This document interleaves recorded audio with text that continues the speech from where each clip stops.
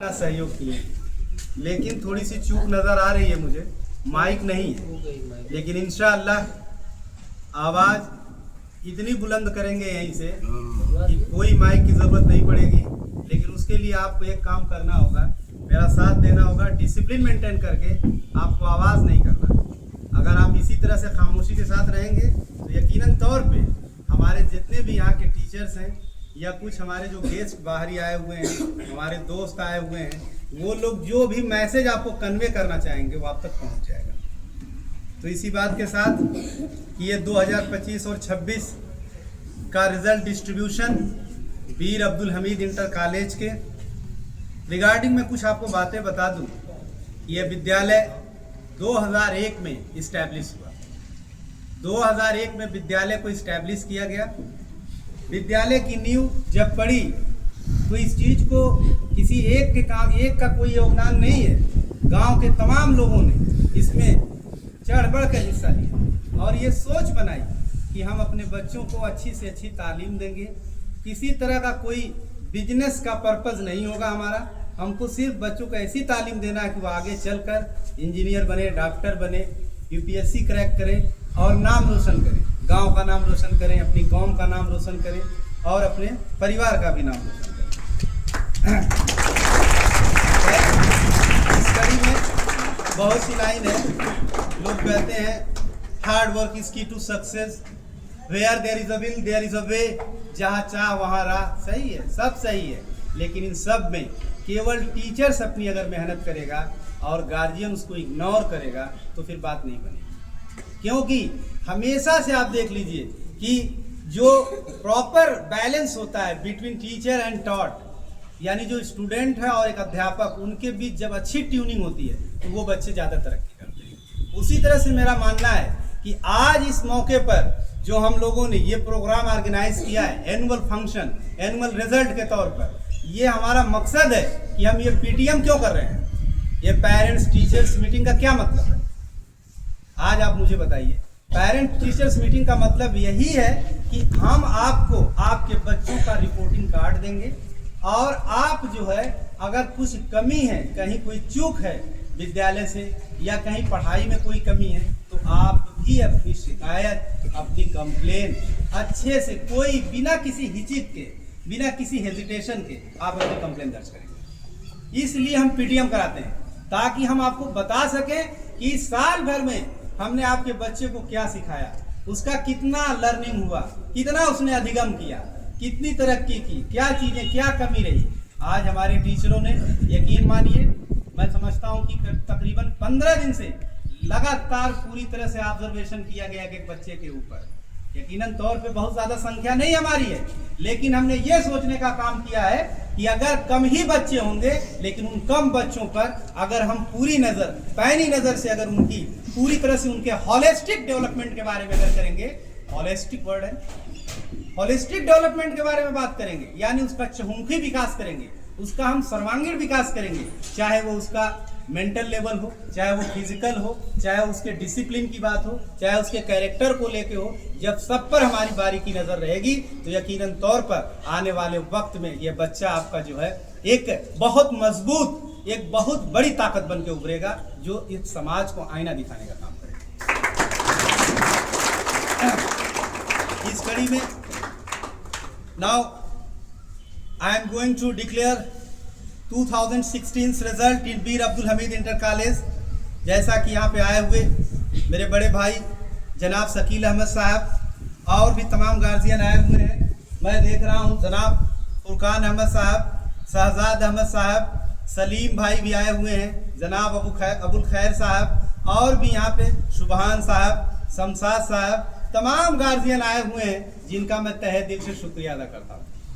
मैं चाहता हूं कि हमारे बच्चे, ये जो अभिभावक आए हुए हैं और हमारे जो गेस्ट भी आए हुए हैं, सैफ कमर भाई भी आए हुए हैं, इन सभी लोगों के लिए एक बार जोरदार तालियों से। प्यारे बच्चों, मैंने वादा किया था आपसे, यकीनन तौर पर यह चूक हुई है कि माइक नहीं आया है। यकीनन तौर पर गांव के अंदर तक मेरी आवाज नहीं जा सकती है, लेकिन मुझे लगता है कि अगर इस 60, 70, 80 बच्चों में अगर किसी बच्चे को मेरी आवाज, मेरी बातें अच्छी लग गई, यहाँ पर आए हुए जो भी मुकर्रिर हमारे आगे बोलेंगे उनकी बातें अगर आपको अच्छी लग गई, तो यकीनन तौर पर आगे आने वाले समय में आप ही मीर अब्दुल हमीद बन जाएंगे, आप ही डॉक्टर APJ अब्दुल कलाम बन जाएंगे। ये मेरा अपना मानना है।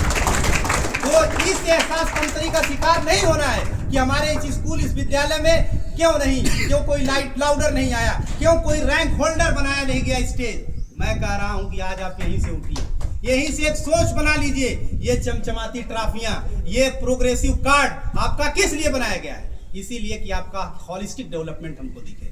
आप कहीं से अपने को कंपेयर ना करें, अरे हमने वहां देखा था, ये हुआ था, वहां पे फोटो खींचा जाता है, वहां का इंफ्रास्ट्रक्चर इस तरह का है। कहीं कुछ नहीं, कोई इंफ्रास्ट्रक्चर काम नहीं करता है। सिर्फ और सिर्फ जब टीचर अच्छा होगा और उसके पास टैलेंट होगा, तो ये जो टैलेंट शब्द है ना, ये किसी बिल्डिंग विल्डिंग से निकल कर नहीं आता है। ये टैलेंट को हासिल करने के लिए आपको खुद मेहनत करना पड़ता है। आप कैसी हार्ड वर्किंग, और हार्ड वर्किंग में गार्जियन का अगर सपोर्ट न मिले तो पक्का है कहानी खत्म हो जाएगी। हम कितनी भी ताकत लगा लें, मैनेजर कितना भी जोर लगा ले कि हाँ हम इस चीज को एकदम बेहतर कर लेंगे, टीचर्स भी मेहनत कर ले, लेकिन यकीन मान लीजिए जब तक आपके घर के लोग यानी कि जो पेरेंट्स हैं, PTM हो क्यों रही है? इसीलिए तो हो रही है, ये जो पेरेंट्स हमारे आए हुए हैं, ये इस सोच को बना ले कि नहीं मेरा भी बच्चा कुछ आगे बढ़िया करेगा। मैं आज जो दिन देख रहा हूँ, मैं आज जो जाकर सऊदी, दुबई या कतर में, आज उन घर के गार्जियनों से आप पूछिए, जिस तरह से बमबारी हो रही है, जिस तरह से पूरी दुनिया की हालत है, इतनी बड़ी क्राइसिस आई हुई है, आज क्या हालत है? कोई कहीं बंकर में भाग रहा है, कोई कहीं भागकर जान बचा रहा है। मैं चाहता हूं कि खास तौर पे वो हमारे माइनॉरिटी के बच्चे इस बात को क्यों नहीं याद कर लेते, क्यों नहीं इस बात को ये गार्जियन अज़्म कर लेते कि हम सऊदी, कतर, दुबई क्यों उस हालत को क्यों पैदा करें कि हम उस तरह तक जाए। नहीं, हम आज से ही पढ़ लिख कर अपने आप को, अपनी एक सीट सुनिश्चित करेंगे इस हिंदुस्तान में, और अपनी एक जगह बनाकर हम कहीं न कहीं नौकरी पाने का काम करेंगे।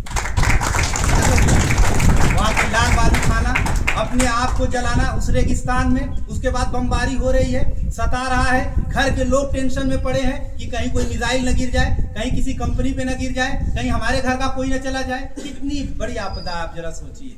अगर आप यही तालीम हासिल करेंगे, अच्छी पढ़ाई करेंगे, पढ़ कर जाएंगे, मैं ये कह रहा हूँ हम आपको IAS PCS नहीं बना देंगे मीर अब्दुल हमीद से, लेकिन इतना जरूर है कि उसकी दिशा जरूर दिखाने का काम करेंगे, उसकी दिशा की शुरुआत जरूर कर देंगे यहीं से कि आपको कैसे करना है क्रैक, किस कंपटीशन में कैसे एंट्री करना है, ये जरूर तय बता देंगे। तो प्यारे बच्चों, मैं ये चाहता हूँ, ये कुछ बातें हो गई मीर अब्दुल हमीद इंटर कॉलेज से रिगार्डिंग। मीर अब्दुल हमीद का इतिहास, मैंने फिर से कहा 23-24 साल के इतिहास में इसने कई ऐसे अच्छे डॉक्टर्स दिए, इंजीनियर्स दिए। मैं फिर कह रहा हूँ, आज बच्चे जाते हैं, गली से मेरे गुजरते हैं, तो उनको लगता है कि अरे यार ये तो औरंगजेब भाई का घर है, बड़ा अच्छा बंगला बना है। मैं पूछना चाहता हूँ वो बंगला बना कैसे? वो बंदा कहाँ से आया? वो कहाँ का प्रोडक्ट है?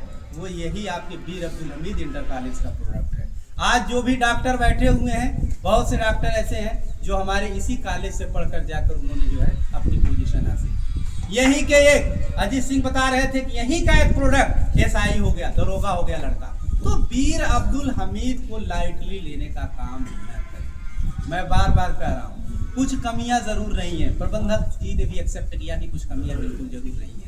कहीं चूक हुई, चाहे वो डिसिप्लिन के आधार पर चूक हो गई, चाहे मैनेजमेंट की वो कमी रही हो, लेकिन यकीनन तौर पर ये गार्जियन अब धीरे धीरे जो आ रहे हैं, जो कंटिन्यू आते हैं, उन्होंने गौर किया होगा कि अगर पिछली साल कुछ कमी रही है तो उस कमी को हमने इस साल दूर करने का प्रयास किया है। और इसी वादे के साथ कि इन कमियों को हर साल कुछ न कुछ कमियों पर अगर है तो उसको हम दूर करके इस मीर अब्दुल हमीद को इस क्षेत्र का सबसे टॉप क्लास का स्कूल बनाने का काम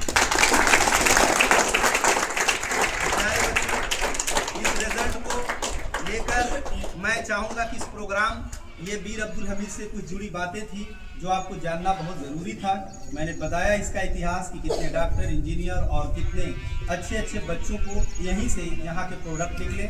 इसके साथ साथ मैं एक चीज़ आज बता दे रहा हूँ आपको कि इस प्रोग्राम का आगाज़ अब मैं करने जा रहा हूँ, और इस प्रोग्राम का आगाज़ कुछ इस तरह से होगा।